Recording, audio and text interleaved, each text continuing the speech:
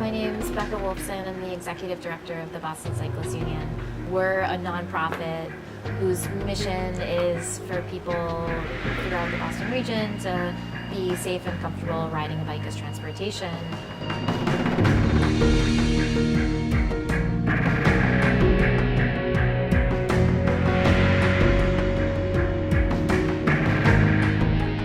Wet Drive was particularly bad because it's actually being resurfaced right now. It's really kind of a pain to go through, but it's also a really, really high crash spot. So thank goodness they're resurfacing it because there's so many potholes, there's actually exposed brick. Here you have 3 travel lanes in each direction, so it's a 6-lane road with no bike facilities.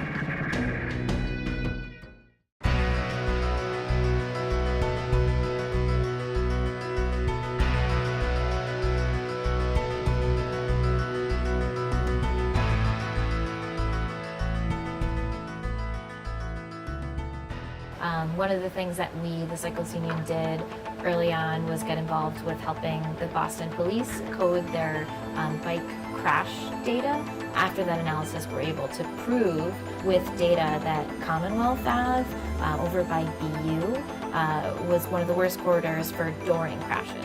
I changed lanes to get into the leftmost lane, and as I was getting back over to my bike lane, so I passed around the bus and now I'm crossing back over the right, a car changing back into the right lane apparently didn't check their blind spots and hit me on the left side. Cars don't seem to want to yield to bikes. Boston seems like a competition for space. Over here on Commonwealth Avenue at the BU Bridge is kind of a mess. A dooring crash is where, someone's biking in a bike lane, typically, or sometimes not if there's no bike lane, and someone opens a car door without paying attention into the path of the cyclist. Dedicated bike lanes are really, really helpful, especially protected bike lanes that have space between the parked cars and the bike because it protects them from car doors that are opening, because it's really unpleasant to have a car door open to you.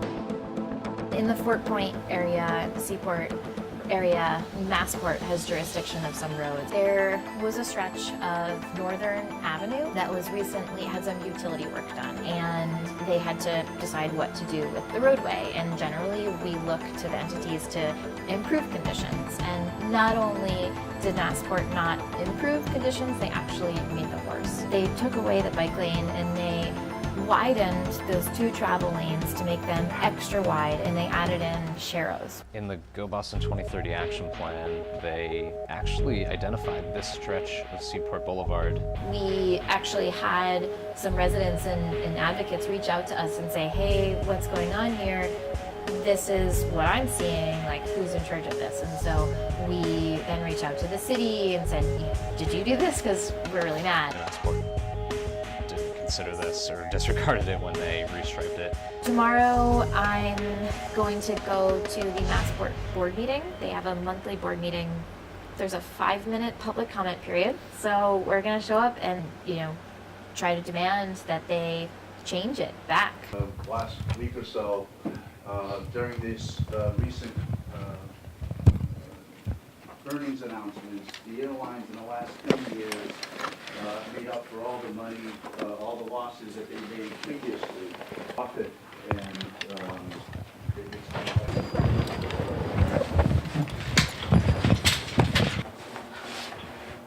that's annoying. Yeah.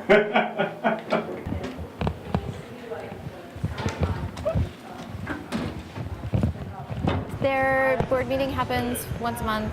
They have a 5-minute period set aside for public comment. They have a policy where they want you to sign up 48 hours in advance. You shouldn't have to due to public meeting law, although when I got there, it was already too late to sign up for public comment.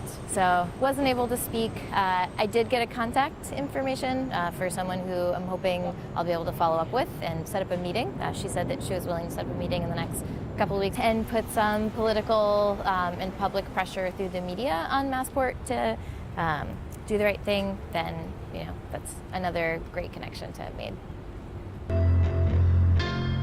So I'd say, the more people that can speak out and say, yeah, this is what I want. I don't ride a bike, but I want them to be separated from me when I'm driving my car.